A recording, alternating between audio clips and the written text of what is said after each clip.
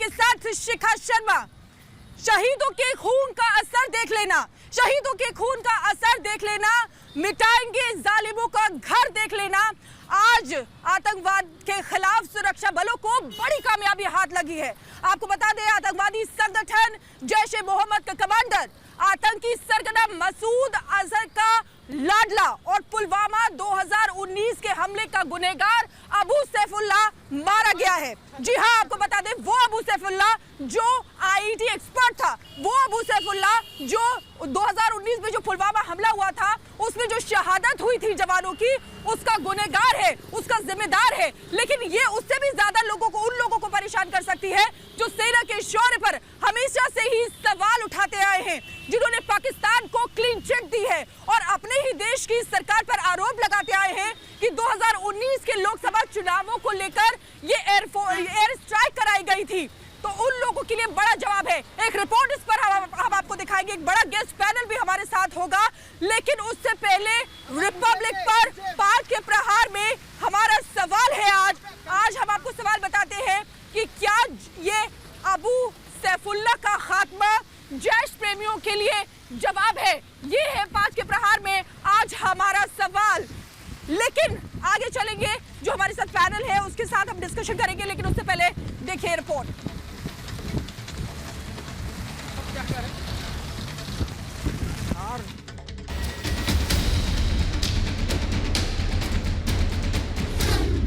पुलवामा का मुजरिम मारा गया,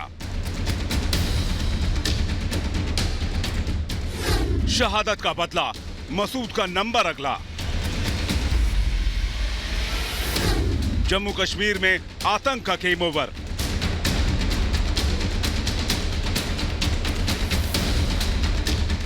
दो 2019 में पुलवामा हमले का गुनहगार जैश कमांडर और आतंक के अजगर मसूद अजहर का लाडला आखिरकार मौत के घाट उतार दिया गया। जैश कमांडर आतंकी अबू सैफुल्लाह त्राल जिले में कल रात हुए एनकाउंटर में ढेर हो गया। मसूद अजहर का रिश्तेदार अबू सैफुल्लाह अदनान, इस्माइल और लंबू के नाम से सुरक्षा बलों को धोखा दे रहा था। सैफुल्लाह आईडी लगाने में एक्सपर्ट था। 14 फरवरी 2019 को पुलवामा हमले में सैफुल्लाह ने ही बारूद भरी कार में आईडी लगाया था। आज अर्ली मॉर्निंग फायरिंग शुरू हुआ है, जिसमें 2 टेररिस्ट अभी तक मारे गए जेएस के। उसमें एक का पहचान हुआ है, जिसको कि मौलवी नाम भी है, अदनान भी है, लंबू भी भाई भी बोलते हैं। जनवरी 2017 से यह साउथ कश्मीर में एक्टिव रहा है। बहुत से वारदात में किलिंग में इन्वॉल्व रहा है, रिक्रूटमेंट में। 2019 में लेथपुरा में जो अटैक हुआ था, जिसमें हमारे 40 सीआरपीएफ के जवान शहीद हो गए थे, उसमें इन्वॉल्व था ये। सैफुल्लाह से पहले साल भारतीय सेना अब तक 87 आतंकवादियों को जहन्नम भेज चुकी है और पिछले 7 साल में करीब 1,500 आतंकवादियों को एनकाउंटर में ढेर किया गया है। आतंकियों के खिलाफ ऑपरेशन ऑल आउट का असर ये है कि कश्मीर आतंकवादियों से करीब करीब खाली हो चुका है। जो थोड़े बहुत बचे हैं, उनकी तलाश भी तेजी से की जा रही है। अभी एटलीस्ट 12 से 15 टेररिस्ट है पुराने, जैसे यूसुफ कांतरू हो गया, सलीम परे हो गया, जिवेर वानी हो गया, फारूक नली हो गया। ये लोग हमारे टॉप लिस्ट पर है। इसको भी जल्दी हम न्यूट्रलाइज करेंगे। मसूद अजहर के लाडले सैफुल्लाह का मारा जाना उस जैश प्रेमी गैंग को भी जवाब है, जो पुलवामा हमले के वक्त भी पाकिस्तान को क्लीन चिट देते हुए भारत को ही पुलवामा हमले के लिए जिम्मेदार बता रहे थे। फारूक अब्दुल्ला समेत कई नेताओं ने कहा था कि पुलवामा हमला और 40 जवानों की शहादत लोकसभा चुनाव में वोट पाने के लिए थी। Bureau report, Republic Bharat. तो देखिए, बहुत बड़ा सवाल है उस सुबूत गैंग के लिए, और ये जवाब है उस सुबूत गैंग के लिए जो हमेशा से ही देश की सेना पर सवाल उठाते आए हैं। और हम ये सवाल हमेशा पूछते रहेंगे, और जब तक पूछते रहेंगे, जब तक ये देश के खिलाफ जहर उगलना बंद नहीं करेंगे। एक बड़ा पैनल हमारे साथ जुड़ा हुआ है। मैं अपने गेस्ट से तारुफ करा दूं आप लोग का। मनोज यादव है, स्पोक्स पर्सन है बीजेपी के। दिल्ली से मेजर जनरल के सिन्हा हमारे साथ रिटायर्ड जुड़ चुके हैं, डिफेंस एक्सपर्ट है। संजीव उनियाल है, पॉलिटिकल एनालिस्ट है हमारे साथ। दीपक झा है, पॉलिटिकल एनालिस्ट है। माजिद हैदरी भी हमारे साथ जुड़ेंगे, पॉलिटिकल एनालिस्ट है। एहतेशाम हाशमी है, एडवोकेट और पॉलिटिकल एनालिस्ट हमारे साथ हैं। तो सबसे पहले मैं दीपक झा के पास जाना चाहूंगी, क्योंकि उन्हीं से मैं सवाल करूंगी। क्या कहेंगे? आज हमेशा से ही सवाल उठाते आए हैं, आज आप क्या कहेंगे? क्या ये जवाब आपको सही मिला है? इस जवाब को मानेंगे आप? देखिए शिखा जी, सबसे बड़ी हास्यास्पद बात है कि जब सरकार से सवाल, हाँ मैं आपको बता रहा हूँ, अभी कार्यवाही बहुत करना बाकी है। अभी तो एक ऐसे पिंदे मारे जा रहे हैं, आप चिड़ियों को मार रहे हैं, ऐसे से काम नहीं चलेगा। पाकिस्तान और चाइना से आप रोज मुंह खा रहे हैं मोदी सरकार, और कहते हैं देखो जी हम तो रोज आतंकवादियों को मार रहे हैं। हमारे सेना की शहादत दिन ब दिन बढ़ती जा रही है, सेना के जवान दिन ब दिन शहीद होते जा रहे हैं, और इनसे सवाल उठाने वाले लोगों पे सवाल उठाते हैं। भाजपा की दोहरी चरित्र है, इनकी राष्ट्रीय सुरक्षा नीति पूरी तरीके से फेल हो चुकी है। पुलवामा में जिन जवानों की शहादत हुई थी उसको लेकर जो एयर स्ट्राइक की गई थी उस पर हमेशा से सवाल उठाए गए हैं। आज क्या कहेंगे जब अबू सैफुल्लाह वो कमांडर मारा गया है? क्या ये उन लोगों के लिए जवाब है, यानी कि आपके लिए जवाब है कि जब आपने एयर स्ट्राइक पर सवाल उठाए थे, अपने ही देश की सरकार पर आरोप लगाए थे, क्या ये वो जवाब है? देश को मानेंगे अभी तक जवाब नहीं दिया। पुलवामा अटैक कैसे हुआ? पुलवामा अटैक में RDX सिखा जी ऐसा है कि जो राहुल गांधी है, इनके पास कोई जवाब नहीं है। सरकार आज तक देश की जनता को अंधेरे में रखी हुई है। मेरे पास जवाब देता हूं मैं। भारत माता की जय और भारत माता के नारे लगाने से देशभक्ति साबित नहीं कर सकते। देश के 40 राहुल गांधी अधूरे में है, और राहुल गांधी फ्यूज, डिफ्यूज और कंफ्यूज पर्सनालिटी है जो देश के। राहुल गांधी तो छोड़ो, नरेंद्र मोदी जी दिखाए रोशनी। नरेंद्र मोदी जी के पास तो मनोज यादव आप क्या कहेंगे? मनोज यादव आप क्या कहेंगे? मोदी जी देश को बताए ना, रक्षा मंत्री जी देश को मनोज यादव पुलवामा अटैक कैसे हुआ? देखिए ऐसा है कि इतना अरे अब शांत हो जाओ भाई। देखिए जय सिखा जी, आपको पता होगा कि जब नरेंद्र मोदी सरकार से पहले कांग्रेस की जब सरकार थी तो इस तरह की जो भी घटनाएं होती थी उसके अंदर आपने देखा होगा केवल इनके तरफ से एक स्टेटमेंट आता था कि हम निंदा करते हैं। लेकिन अभी ऑल आउट ऑपरेशन चल रहा है, सफाया चल रहा है। अभी सरकार के सैनिक सब ठोक रहे हैं जो भी आतंकवादी गतिविधियां, और उनकी गतिविधियों में तो कमी हुई है, लेकिन जो भी लोग हैं उनको ठोका जा रहा है। लेकिन मैं पूछता हूँ 26/11 के ऊपर ये मौनी बाबा बनकर के बैठे रहे। मनमोहन सिंह 26/11 के ऊपर मौन होकर के बैठा रहे। सेना ने कहा कि हम कार्रवाई करना चाहते हैं। राहुल गांधी भी विरोध में चिपके थे, और Rahul Gandhi totally fuse, confuse और डिफ्यूज पर्सनालिटी है जो मीडिया प्रायोजित कार्यक्रम चलाता है आपके लिए, भाजपा के लिए, सरकार के लिए। न जाने तमाम उसको पाकिस्तान डोजियर के रूप में यूएन सिक्योरिटी काउंसिल के अंदर पेश करता है, और ये लोग एयर स्ट्राइक पर सवाल उठा रहे थे, सर्जिकल स्ट्राइक पर सवाल उठा रहे थे। लेकिन जो ये आतंकवादी मारा गया है, मुझे बताइए दीपक झा आपका फूफा लगता है क्या? आपका मामा लगता है क्या? सर के पास आना चाहूंगी, आपके पास आऊंगी, लेकिन मैं केके सिन्हा सर के पास आना चाहूंगी। सर देखिए, आप क्या कहेंगे? आप बिल्कुल आपके पास आऊंगी। केके सिन्हा सर, मैं आपसे चाहती हूँ आप क्या कहेंगे आज जबकि अबू सैफुल्लाह मारा गया है? क्या ये उन लोगों के लिए जवाब है? यही हमारा आज का सवाल है। क्योंकि हमेशा से ही ये जो सबूत गैंग है वो हमेशा से सवाल उठाता रहा है। आज क्या कहेंगे? आप भी एक सेना के अधिकारी रहे हैं, क्या बताएंगे, क्या कहेंगे?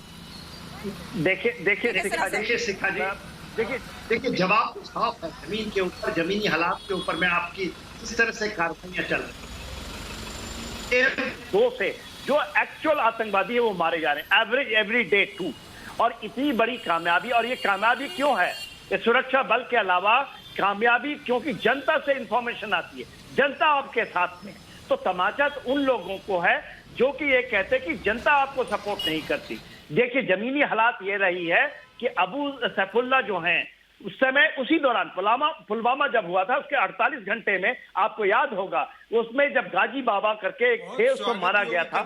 जवानों की बहादुरी। अरे भाई सुन ले भाई, आप कायल है, हर व्यक्ति स्वागत। अरे भाई कर लीजिएगा अपना राजनीति, अपना रोटियां सेक लेंगे आप आगे। अरे हर बार आप क्या रोटियां सेकना चाहते हैं भाई?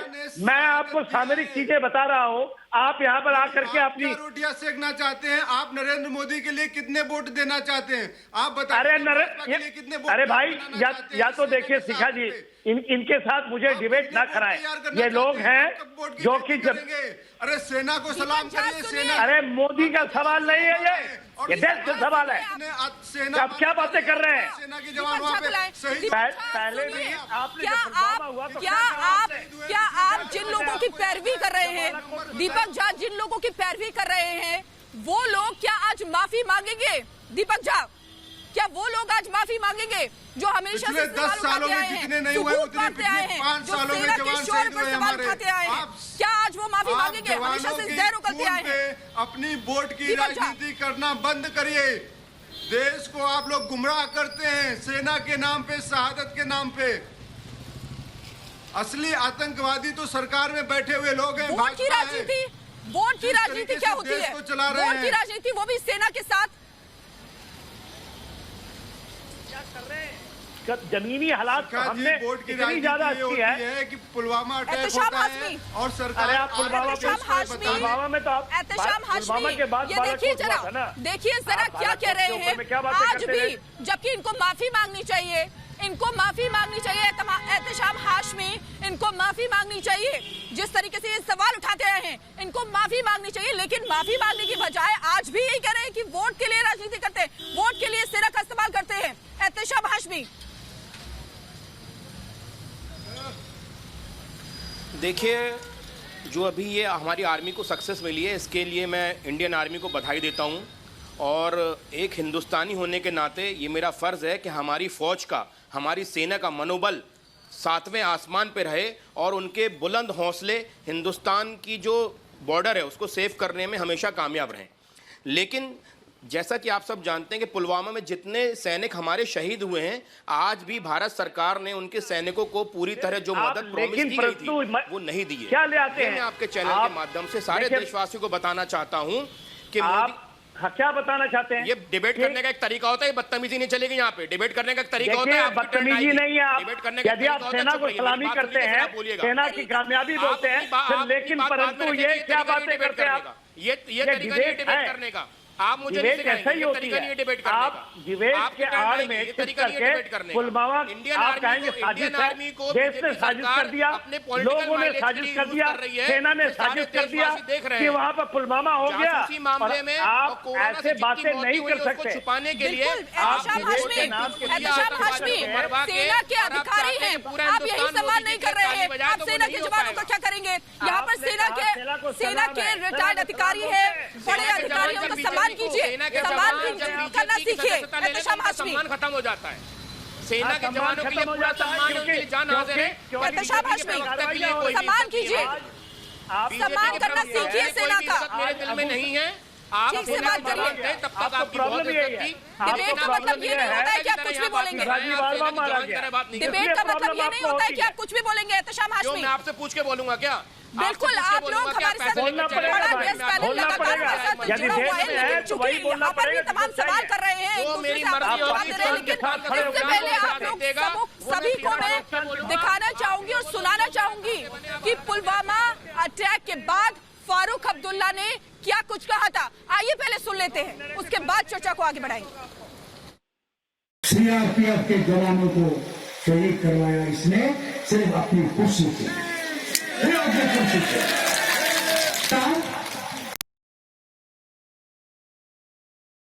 सीआरपीएफ के जवानों को शहीद करवाया इसने सिर्फ अपनी खुशी से।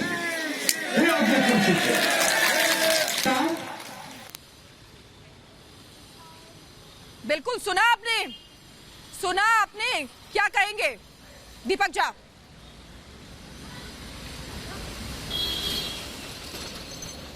दीपक झा, क्या आपको मेरी आवाज आ रही है? आवाज आ रही है आपको? आपने सुना होगा फारूक बिल्कुल आ रही है। मैं आपको जवाब देना चाहता हूं जी।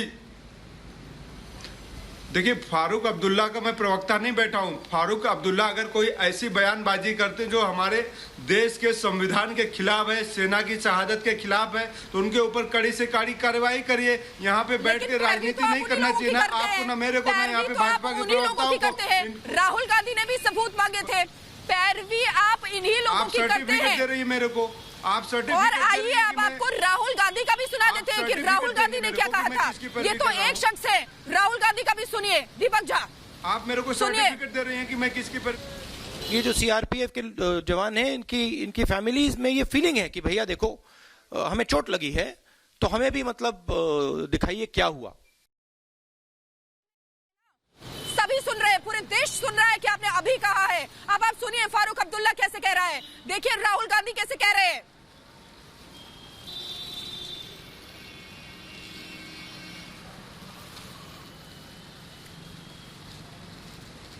गांधी के बयान में क्या गलती है? राहुल गांधी ने कहा कि सीआरपीएफ के जो जवान शहीद हुए उनकी फैमिली को दर्द है। संजीव मुनियाल भी हमारे साथ जुड़े हुए हैं, उनके पास जाना चाहेंगे। संजीव मुनियाल, आप क्या कहेंगे? आप इन लोगों के लिए क्या कहेंगे? संजीव मुनियाल, सवाल ये उठता है हमारा जब दिल इस समय दर्द से करा उठता है जब सेना की शहादत होती है। पुलवामा में जिस तरीके से आईडी ब्लास्ट किया गया, जवानों की शहादत हुई, उससे हमारा दिल करा उठता है। लेकिन वो लोग कहाँ हैं? वो लोग, उन लोगों को आज क्या कहेंगे जो सबूत मांगते आए हैं? अभी आपने भी सुना होगा कि किस तरीके से फारूक अब्दुल्ला कह रहे थे, राहुल गांधी ने भी सबूत मांगे थे। तो क्या कहते हैं? जुबान पे देश का नाम लिए फिरते हैं, दिल में कुछ और लिए फिरते हैं। संजीव मुनियाल,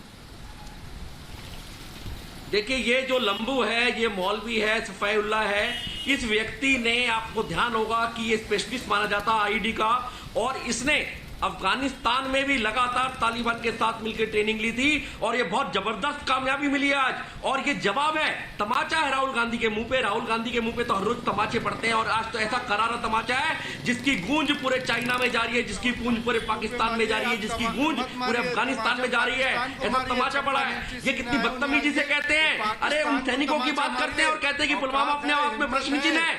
आप कैसे प्रश्न चिन्ह की बात करते थे? अगर वो प्रश्न चिन्ह था तो सर्जिकल स्ट्राइक के रूप में तुम 72 साल से कुछ नहीं कर पाए थे। उस सर्जिकल स्ट्राइक के थ्रू जाके उनकी मांग में उनको मार के आए थे और पुलवामा अटैक के लिए जो जिम्मेवार थे उनको एक एक करके उनका खात्मा किया जा रहा है। आज सम्मान से हर हिंदुस्तानी का सिर, हर तिरंगा लहरा रहा है, वो तिरंगा लहरा रहा है, परंतु कुछ लोगों को वो बिल्कुल मंजूर नहीं है। क्यों नहीं मंजूर है?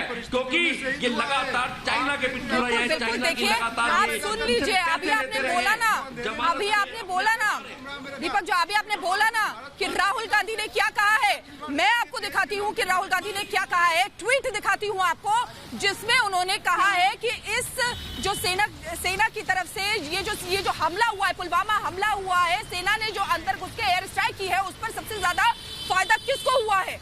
देखिए राहुल गांधी ने क्या ट्वीट किया है, देख लीजिए एक बार आप भी।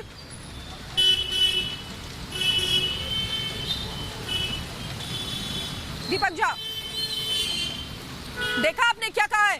क्या राहुल गांधी हमेशा से सबूत मांगते आए हैं, क्या ट्वीट करते आए हैं? राहुल गांधी को तो लगता है कि अभी भी सिखाना पड़ेगा कि क्या बोलते हैं, बोलना भी उनको सिखाना पड़ेगा, क्या लिखते हैं ये भी उनको सिखाना पड़ेगा, क्योंकि हमेशा से ही सेना पर ही सवाल उठाते आए हैं। देखिए शिखा शर्मा जी, आप जैसे राष्ट्रवादी पत्रकार हैं, अगर सिखा देंगे कुछ अच्छी बात तो इसमें किसी को बुराई नहीं है। मैं भी सीखने को तैयार हूं, आप मेरे को भी सिखाइए ना। देशभक्ति अगर आप में ज्यादा है और मेरे में कम है तो आप सिखा दीजिए, लेकिन सर्टिफिकेट मत दीजिए ना कि आप गद्दार हो, आप देशद्रोही हो। आप तो इस तरह की बातें अच्छी नहीं लगती है, आप सिखाइए। अगर आपकी देशभक्ति ज्यादा है मेरे से तो आप मेरे को खूब सिखाइए, मैं सीखने को बिल्कुल तैयार हूँ। लेकिन जो भाजपा वाले दोहरा चरित्र लेके घूम रहे हैं कि भाजपा के लोग ही देशभक्त हैं, सवाल उठाने वाले देशद्रोही हैं, इनका चेहरा बेनकाब जो राजनीति के लिए, वोटों के लिए सेना की बात करते हैं कि देश की सरकार पर ये आरोप लगाते हैं, उनको क्या कहेंगे? देश प्रेमी कहेंगे क्या आप?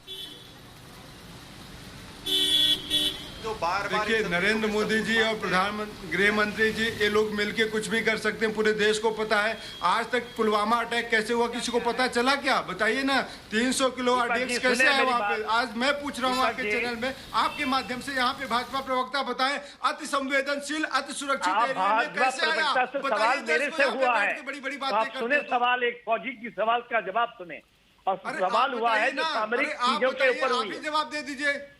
हाँ तो मैं देता हूं, या मैं बीजेपी का सवाल आपको जवाब नहीं दे रहा हूं। सुने बात, जब एक दुश्मन देश आपके ऊपर हमला करता है, और हमला इतना है कि वो 30 सालों से करता आ रहा है, और हर एक बात जब आप देखो, हमारे साथ माजिद हैदरी भी जुड़ गए हैं, हमारे साथ माजिद हैदरी भी जुड़ गए हैं। सर आप इनको जवाब दीजिए, क्योंकि इनको सबसे ज्यादा सबूत चाहिए होता है। सर आप इनको जवाब दीजिए, क्या कहते हैं सर माजिद हैदरी को? जब आप ये सवाल पूछते हैं कि आपने सर्किल स्ट्राइक में क्या हुआ, तब आप देश के नहीं बीजेपी से सवाल नहीं करते, आप सवाल करते हैं सेना से, क्योंकि सेना बताती है कि हमने बालाकोट में जाकर के 230 लोगों को मारा, आतंकवादियों को। तो फिर कहते हैं कि नहीं, वहां तो कल पत्ता हिला, कौवे गिर गए। और जब पाकिस्तान के पार्लियामेंट के अंदर में कहते हैं कि हमारे पैर कांप रहे थे, थर थर कांप रहे थे, तो उसके पार्लियामेंट के लोग यदि बोलता है दुश्मन देश का, तो आप उसके पक्ष में खड़े हो जाते हैं कि कुछ नहीं हुआ। ये कौन सी बात है? तो मैं आप फिर कहते हैं कि आप सेना पे नहीं सवाल, मैं किसी के सेना पे सवाल है।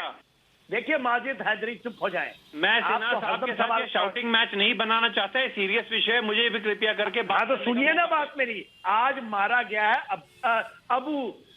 अबू जो ये है लंबू ना सफुल्ला, आपका ये बहुत अच्छा हुआ कि ये जो जैसे मोहम्मद का जो वहां का एरिया कमांडर था, आप बोलिए कि ये जीत का जश्न बोलिए, मैं तो बोलता हूँ मुबारक देता हूँ। आप देंगे, मैंने आपका सुना, आप देंगे मुबारकबाद, आप देंगे। हमारे जो वहां पर लोगों ने ऑपरेशन किया, बोलिए जिंदाबाद। जो गए हैं, जो अपनी जान की आहुति देने को तैयार होकर के ऐसे देश के दुश्मन को मारते हैं, आप बोलिए नेशनल टीवी में बैठे क्या आप करेंगे डिबेट मेरे साथ?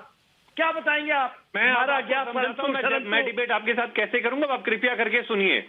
सबसे पहले आप जिन राहुल गांधी जी की बात कर रहे हैं ना, राहुल गांधी को छोड़िए, आप बात कीजिए। बाप और दादी ने देश के लिए जान दी, दो मैंने सवाल किया है, आज तक आपसे बहुत सवाल हुआ, कोई देश के लिए नहीं मरा है। राहुल गांधी को छोड़े, आप बात करें इसका। दूसरी बात बोलिए ना, आप लोग यहाँ पे ये लंबू आया कैसे मेरे देश में, आप मुझे वो बताइए। आप तो राहुल गांधी के मोबाइल फोन पे भी आप लोग हैं, आप लोग बैठे हुए रहे होते हैं, सपोर्ट करते हैं, महिलाएं वो कहता है, वो भी आप लोग ऐसे लोग हैं जो कहते षड्यंत्र हो गया। लंबू कैसे है देश में? आपने ही नहीं बोला ना भाई मेरे, भारत के साथ बहुत बड़ा षड्यंत्र था।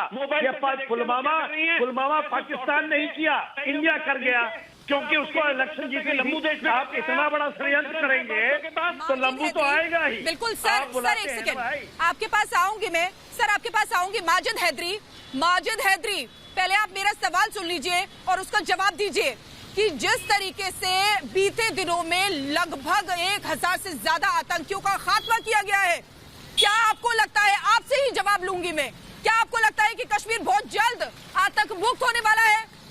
माजिद हैदरी। मैडम, जो सरकार एक लंबू को सरहद पर रोक नहीं सकी, वो राहुल गांधी के मोबाइल को और देश की महिलाओं के मोबाइल में ताड़ रही होती है। कौन सी महिला क्या कर रही है, वो भी इजरायलियों के साथ मिलके। पहले इस सरकार में कोई शर्म है? कोई शर्म नाम की चीज है? एक लंबू आदमी को आप देश में अंदर आने देते हैं? मेरे सवाल का जवाब दीजिए, मेरे सवाल का जवाब दीजिए। वो बात मत करिए, मुद्दे की बात करिए। अभी आज का जो मुद्दा है उस पर बात करिए। माजिद हैदरी, आज का जो मुद्दा है उस पर बात करिए, मेरे सवाल का जवाब दीजिए। क्या आपको लगता है कि कश्मीर आतंक मुक्त होने वाला है बहुत जल्दी? जिस तरीके से ऑपरेशन क्लीन चलाया जा रहा है सुरक्षा बलों की तरफ से, तिरंगियों के साथ, यहूदियों के साथ मिलके, हाँ, और माजिद हैदरी, मुझे खुशी मनाओ। अरे मैं मातम मनाता हूँ ऐसी सरकार पे। मैं बाकी चीजें नहीं सुननी है बचा सकती। माजिद हैदरी, मुझे बाकी चीजें नहीं सुननी है। क्या कश्मीर आतंक मुक्त होने वाला है? इसका जवाब दीजिए, हाँ या ना। बोले आप, बोले। मैडम, मैं कहता हूँ आज अपना सीना पीटने की जरूरत है, अपने बाल निकालने की माजिद हैदरी, हमारी सरकार। माजिद हैदरी, आप पहले मेरी बात सुनिए। क्या आप इस बात का जवाब देंगे कि क्या कश्मीर बहुत जल्द आतंक मुक्त होने वाला है? और ये जो अबू सैफुल्लाह मारा गया है, क्या आप इससे खुश हैं? इसका जवाब दीजिए। ये जो अबू सैफुल्लाह को मारा गया है आज सुरक्षा बलों की तरफ से, क्या आप इस बात से खुश हैं? जिस तरीके से आतंकियों का खात्मा किया जा रहा है, क्या आप इस बात से खुश हैं? इसका जवाब दीजिए और हाँ या ना में जवाब दीजिए। उनकी मूवमेंट, हाँ या ना में जवाब दीजिए। माजिद हैदरी, आप यहाँ पे पूछेंगे लंबू कैसे है, मैं सवाल नहीं पूछूं। मुझे इधर उधर की बातें सुननी नहीं है। माजिद हैदरी, मुझे इधर उधर की बातें सुननी नहीं है। हाँ या ना में जवाब दीजिए, सिंपल। आप मैडम हाँ या ना में जवाब दीजिए। जिस तरीके से आतंकियों का खात्मा हो रहा है, क्या आप खुश हैं? माजिद हैदरी, क्या आप खुश हैं? जिस तरीके से आतंकियों का सफाया किया जा रहा है, ऑपरेशन क्लीन चलाया जा रहा है, अबू सैफुल्लाह को मारा गया है, जो आतंकी सरगना मसूद अजहर का भतीजा है, लाडला है, उसको मारा गया है।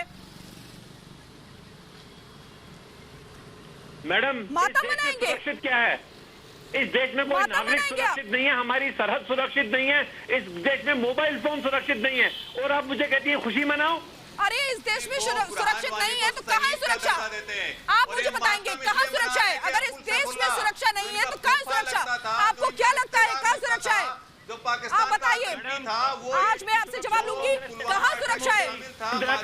जब आप इस देश में रह रहे हैं, आप इस देश में रह रहे हैं और यहीं बैठकर इसी शो पर ऐसा बोल रहे हैं कि इस देश में सुरक्षा नहीं है, तो कहाँ सुरक्षा है? अगर इसको आप सुरक्षा नहीं मानते तो आप किसको सुरक्षा मानते हैं? माजिद हैदरी, सवाल तो आप उठाते हैं। सुरक्षित राष्ट्र मानता हूँ, कि चाइना इतना खतरनाक आज है कि हम बात नहीं कर पाते चाइना के खिलाफ। दिल्ली में प्रदर्शन हुए थे जुलाई में, भाजपा की सरकार ने पकड़ लिया उनको, लामाओं को, जिन्होंने प्रदर्शन किया चाइना के खिलाफ। बोला नहीं, चाइना इतना खतरनाक दुश्मन है, इसके खिलाफ प्रदर्शन ना करो। मेरा मुंह ना खुलवाइए आप। हमारे लद्दाख में बैठा है, पहाड़ी के पीछे बैठा है, आज भी चाइना हवाई अड्डा। चीन को खदेड़ दिया, चीन को खदेड़ दिया। कहाँ है आप सर? क्या लगता है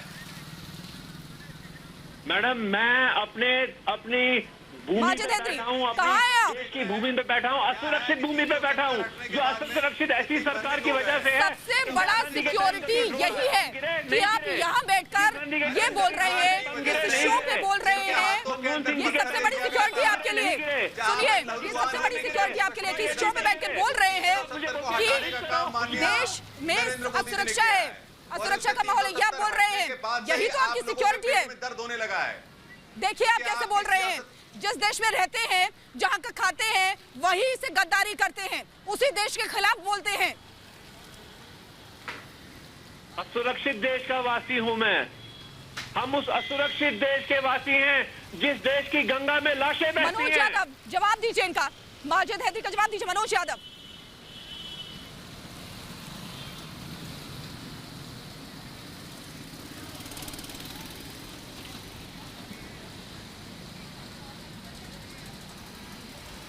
बिल्कुल। संजीव उनियाल भी हमारे साथ जुड़े हुए हैं।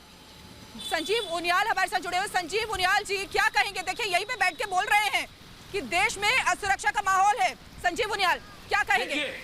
कितनी खतरनाक, देखिए कितनी खतरनाक बात है कि माजिद हैदरी जैसे व्यक्ति को, जो कि चाइना परस्त हैं, जो कि कहते हैं कि छाती पीट लेनी चाहिए, बाल निकालने चाहिए, जिनको कि आप आज के दिन में भी लगातार जिस थाली में खाते हैं उसी में छेद करते हैं, और आप मीडिया में बिठाकर उस सरकार के अगेंस्ट लगातार गाली देते हैं। राहुल गांधी जो कि सर्जिकल स्ट्राइक पे इतना बड़ा प्रश्न चिन्ह करते हैं, वो इनका बड़ा फेवरेट हो गया है। और पेगासस की बात करते हैं। तुम जैसे लोगों की जासूसी करके क्या तुमको उड़ाने का काम सरकार ने किया? तुम देश के दुश्मन हो। लगातार 2-3 मिनट से क्या जहर उगल रहे हो? वो इस देश की सरकार ही है जो तुमको टॉलरेट कर रही है, वरना तुम चाइना में रह के दिखा दो। चाइना में क्या हाल है तुम्हारा? मुस्लिम्स की क्या हालत कर रखी है चाइना ने? पाकिस्तान में पूरा क्या हाल है? अरबियन कंट्रीज में क्या हाल है? अमेरिका में क्या हाल है? जर्मनी में क्या हाल है? परंतु ये हिंदुस्तान ही है जो कि जिस थाली में खाते हो उसी में छेद करने के बावजूद तुमको मीडिया में लगातार बोलने का मौका देता है, और अपनी बात रखने के लिए तुम्हारे ऊपर कोई सेंसर नहीं है। शर्म करो। अगर तुम इस देश में रहना नहीं चाहते हो, देश का वासी हूं, जिस देश की गंगा में लाशें बहती हैं। आज वो सरकार नहीं है जो कि कहेगी कि ये सारी जमीन भी तुम ले लो दान में। आज एक लंबू को जितने आज वो सरकार नहीं है, क्योंकि आज की सरकार में पाकिस्तानी ड्रोन मेरे हवाई अड्डे पर बम फेंकता है। काम करेगा उसको चुन चुन के मारा जाएगा। ये राष्ट्रवादी सरकार आ चुकी है। अब लोग जाग चुके हैं, लोग तुम्हारे अगेंस्ट हैं। राष्ट्रवादी? टिप्स मिलती अरे राष्ट्रवादी नहीं, ये राष्ट्र स्वयं संघीवादी सरकार है। राष्ट्रवाद का इस सरकार से कोई लेना देना नहीं है। जनता सरकार के साथ है। अरे कहाँ घूम रहे हो तुम? कहाँ घूम रहे हो? कहाँ घूम रहे हो तुम? वो दिन चले गए, वो दिन घूमने का मौका कहाँ देते हैं? इतनी असुरक्षा है, मैं घूमूं कहाँ घूमूं? कहीं ड्रोन का डर है, कहीं लंबू का डर है, कहीं चाइना का डर है, कहाँ जाऊं घूमने? पाकिस्तान लोगों आके खोल लो। कहाँ घूमूं? पाकिस्तान लोगों, पाकिस्तान की परिस्थिति करने वाले, पाकिस्तान के लिए जीने वाले लोगों, जाग जाओ। अरे मैं तो देश की बात कर रहा हूँ भाई साहब, मैं तो आपको कोई गाली नहीं दे रहा। मैं कह रहा हूँ मैं तो राष्ट्रवादी हूँ। मेरे देश को बचाओ कोई। राहुल गांधी जी मेरे देश को बचाइए। राहुल गांधी जी देश को बचाइए। ये फिरंगियों के हाथों बेच देंगे देश को। थाली में खाते हो उसी में छेद करते हो। राहुल गांधी जी देश को बचाइए। ये देश का सौदा कर रहे हैं। आज मोबाइल लगातार बोलने का मौका। माजिद हैदरी, जिस तरीके से आप राहुल गांधी की पैरवी कर रहे हैं, उस सबूत गैंग की पैरवी कर रहे हैं, और आप कह रहे हैं कि मैं देशभक्त हूँ, जो हमेशा से ही सेना के शौर्य पर सवाल उठाते आए हैं। सेना ने जो एयर स्ट्राइक की थी उसको लेकर सवाल उठाते आए हैं और हमेशा से सबूत मांगते आए हैं। आप उनकी पैरवी कर रहे हैं यहाँ पर बैठकर। बिल्कुल आपके पास वापस लौटूंगी। हमारे साथ एहतेशाम हाशमी है, उनसे बात करते हैं। सुन रहे हैं एहतेशाम हाशमी, क्या कह रहे हैं यहाँ पर माजिद हैदरी कि मेरे देश को बचाइए, असुरक्षा का माहौल है? क्या आपको ऐसा लगता है? आपसे सवाल का जवाब लूंगी। मैं सब सुन रहा हूँ। ये एक बहुत शर्म की बात है कि पुलवामा में इतने हमारे जवान शहीद हो गए और आज जितने भी पैनलिस्ट बैठे हैं सबसे मैं हाथ जोड़ के रिक्वेस्ट करता हूँ कि जिस अंदाज से और जिस बदतमीजी से आप लोग डिबेट कर रहे हैं ना, ये हमारे हिंदुस्तान की संस्कृति को रिप्रेजेंट नहीं करता। मनोज यादव आपका जवाब देंगे। आप कितना भी लांछन राहुल गांधी पे, नेहरू जी पे लगा लें, मनोज यादव आपका जवाब देंगे। कितना भी लांछन नेहरू जी पे, राहुल जी पे लगा लें, लेकिन सच्चाई आप जानते हैं कि जब से बीजेपी सरकार आई है तब से हिंदुस्तान की क्या हालत हो चुकी है। अध्यक्षों को सड़क का गुंडा कहते हैं। राहुल गांधी हमारे सैनिकों की शहादत पर सवाल उठाते हैं, हमारे सैनिकों के शौर्य पर सवाल उठाते हैं। मैं पूछना चाहता हूं अबू सलेम, क्या राहुल गांधी और आपका रिश्तेदार है क्या? जो आप उसकी वकालत कर रहे हो और सेना ने जो काम किया उसको शाबाशी नहीं दे रहे। मैं पूछना चाहता हूं, ये राहुल गांधी वही राहुल गांधी जिसके चच्चा ने, जिसके परनाना ने 370 को लगाया और ये 370 होने की वजह से 370 मेरा पिताजी सेना में है और मेरा पूरा परिवार सेना में है। तुम्हारे जैसे लोगों की औकात नहीं है, तुम्हारे जैसे लोगों की औकात नहीं है जो पाकिस्तान परस्ती करते हैं, जो देश का खाते हैं और पाकिस्तान का खाते हैं, देश के अंदर रहते हैं और चीन का खाते हैं। ये तुम्हारी तरह नहीं है। हमारे घर के पूरा सैनिक परिवार है हमारा, ठीक है? सेना के अंदर रहते हैं घटिया लोग, सेना में शर्म आनी चाहिए अपने ऊपर, मेरे को शर्म आनी चाहिए अपने ऊपर। घर के बर्तन भाड़े बेच के तुम नेतागिरी चमकाते हो अपनी। दो किताबें तुमने पढ़ी नहीं है, हिंदुस्तान की संस्कृति के बारे में तुमको कुछ पता नहीं है। सेना जो कार्रवाई करी उस पर सवाल उठा रहे हैं, जो आतंकवादी मारा गया है, नुमाइश कर रहा है, शर्म आनी चाहिए तुम्हारे गले लगा रहे हैं तुम्हें, वो भी लानत भेज रहे हैं तुम्हारे ऊपर। शर्म आपको आनी चाहिए। बदतमीजी नहीं चलेगी यहाँ पे, बिल्कुल बदतमीजी करने की जरूरत नहीं है। बदतमीजी जाके अपने बीजेपी हेडक्वार्टर में करिए। दो शब्द नहीं बोल सकते हो, आतंकवादियों के समर्थन में बोल रहे हो, सवाल उठा रहे हो सरकार पर। अरे सरकार की इच्छा शक्ति है, सरकार सेना तुम्हारी बीजेपी की मेंबरशिप ले चुकी है क्या? सब ऑल आउट ऑपरेशन चला हुआ है। ये बीजेपी की मेंबर नहीं है, ये विल पावर है, ये हमारे नरेंद्र मोदी जी की विल पावर है। ये 56 इंच का सोना है जो सर्जिकल स्ट्राइक करके भी ठोक सकते हैं, रेयर स्ट्राइक। नरेंद्र मोदी जी की विल पावर सब देख चुके हैं। पुलवामा में जितने शहीद हुए उनके घर वालों को अभी तक उनका मुआवजा नहीं मिला है, उनको जो सरकार ने प्रॉमिस किया है नहीं मिला है। शर्म आनी चाहिए। चुल्लू भर पानी में डूब मरो आप लोग जाके, सेना बोल रही थी चुल्लू भर पानी में डूब मरो, चुल्लू भर पानी में डूब मरो। पूरा हिंदुस्तान आपको देख रहा है, हाहाकार मचाने वाली सोनिया गुंडागर्दी करने का शौक है तो आके मिल लो एक बार। आतंकवादियों के गले लगकर रोने वाले, कितना शौक है तो एक बार मिल लो। राजनीति करने वाले, तुष्टीकरण की राजनीति करने वाले, आतंकवादियों से मिलने कौन जाता है? पाकिस्तान पत्थर देने वाले, पाकिस्तान मिलने कौन जाता है? बिरयानी खाने एहतशाम हाशमी, आप इतनी बातें कर रहे हैं। एहतशाम हाशमी, आप इतनी बातें कर रहे हैं, मुझे एक बात का सीधा सिंपल से एक शब्द में जवाब दे दीजिए कि आज जो अबू सैफुल्लाह को मारा गया है क्या वो ठीक है? एहतशाम हाशमी, मुझे एक शब्द में जवाब दीजिए कि आज जो अबू सैफुल्लाह को मारा गया है क्या ये ठीक किया है? मुझे ये जवाब दीजिए। एहतशाम हाशमी, हाँ या ना में जवाब दीजिए। जोकर को थोड़ा चुप करिए। हाँ या ना में जवाब दीजिए पहले।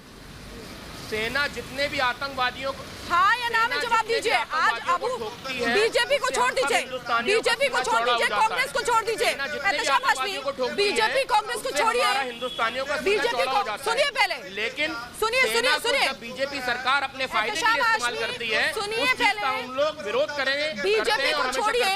मैं तो ये कह रही हूँ बीजेपी को छोड़िए, मैं ये कह रही हूँ बीजेपी को छोड़िए। आप मुझे एक शब्द में जवाब दीजिए कि आज जो अबू सैफुल्लाह मारा गया है वो ठीक किया है क्या सुरक्षा बलों ने? मुझे जवाब दीजिए। आप बीजेपी की प्रवक्ता है कि पत्रकार है? आप पहले डिसाइड कर लीजिए फिर मैं जवाब। मैं बीजेपी की प्रवक्ता नहीं हूं। कर लो बीजेपी की। मुझे मत बताइए मैं किसकी प्रवक्ता हूँ।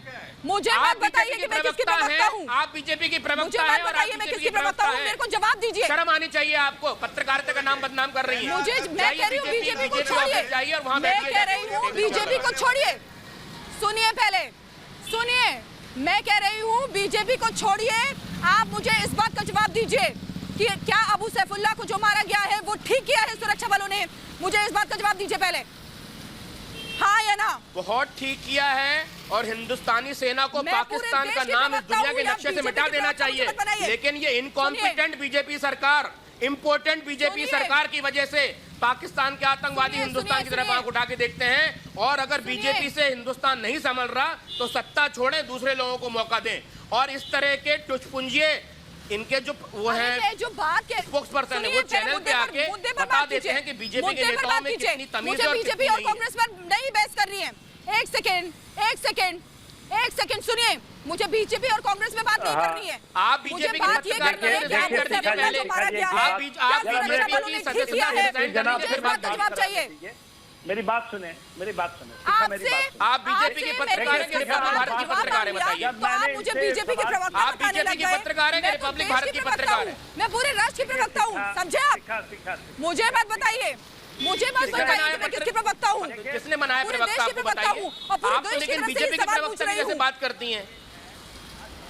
ठीक है, आप मुझे ये बताइए सैफुल्लाह मारा क्या ठीक है? और अगर ठीक है तो वो जो सबूत गैंग है उसको माफी मांगनी चाहिए कि नहीं? मुझे जवाब चाहिए। देखिए भैया, मैं किसी गैंग के लिए अपियर नहीं हो रहा हूँ यहाँ पे। बातों में फंस जाएंगे। मैं किसी गैंग के लिए अपियर नहीं हो रहा हूँ यहाँ पे, ठीक है? और वो जो ऑफिसर हैं जो आर्मी से रिटायर होने के बाद बीजेपी की गोदी में जाके बैठ जाते हैं, उनसे पूछिए सवाल। अरे यार, तुम्हारे ऐसे रिटायर, अरे तुम रिटायर करोगे, हमें समझाएंगे? 40 साल हम लोगों ने काम किया। अरे चुप रहो यार, क्या तुम्हारे घर के बात कर रहे हो? बात करने की तमीज नहीं है? आर्मी से आयो, पाकिस्तानी आर्मी से आयो? अरे इंडियन आर्मी के ऑफिसर तो कितने और पाकिस्तान के दलालों, आपको चैनल में मौका मिलता है बैठ करके बातें करने का। पाकिस्तान के दलालों, पाकिस्तान के दलालों, पाकिस्तान आर्मी के दलालों यहाँ पर आकर के बातें करते हैं। सेना के जवान हैं वो, उनके साथ इस तरीके की बात नहीं कर सकते। मर्यादा में रहकर बात करें। एहतशाम हाशमी करते हैं, आपसे बात कर, चुप रहिए आप। मर्यादा मुझे घटिया लोगों से नहीं सीखनी है। मर्यादा मुझे सीखनी होगी तो मैं पंडित जवाहरलाल नेहरू या तो इनको आप चुप कराएं या तो मेरे को चैनल में ना बुलाएं। इनका मोदी जी कहां से लेकर आते हैं इन लोगों को? ये पाकिस्तान प्रेस लोगों को, पाकिस्तान सेना प्रेस, पाकिस्तान के सेना के लोग भी जब बैठते हैं तो ऐसे बात नहीं करते। वो बांग्लादेश आर्मी में ऐसे होते हैं बदतमीज लोग, बांग्लादेश और पाकिस्तान की आर्मी में। बिल्कुल बिल्कुल बिल्कुल एहतशाम हाशमी, के सिन्हा सर, आपको भी पूरा देश सुन रहा है, इनको भी पूरा देश सुन रहा है, और वो जो सबूत गैंग है उसको भी पूरा देश देखता आया है। क्या ये पूरे देश से माफी मांगेंगे? ये पूरे देश के गुनहगार हैं, क्योंकि ये सेना पर हमेशा से सवाल उठाते आए हैं, उस सेना पर जिन्होंने हमेशा इस देश की रक्षा की है, इस देश के लिए अपने प्राण न्यौछावर किए हैं। फिलहाल मेरे पास समय की कमी है, इसीलिए आप सभी मेहमानों का बहुत बहुत शुक्रिया। 5 के प्रहार में फिलहाल इतना ही। नमस्कार।